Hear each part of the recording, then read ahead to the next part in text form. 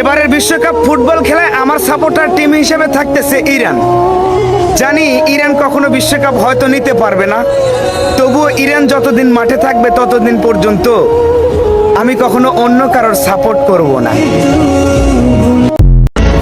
এবারের বিশ্বকাপ ফুটবল খেলায় আমার সাপোর্টার টিম হিসেবে থাকতেছে ইরান।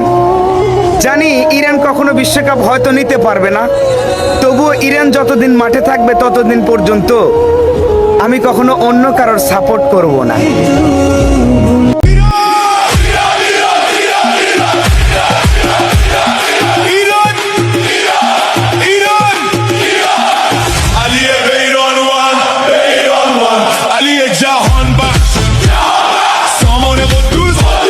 পবিত্র কোরআন শরীফের উপর চুমু দিয়ে বিশ্বকাপের পথে রওনা দিল ইরান। শুভকামনা রইল তোমাদের জন্য।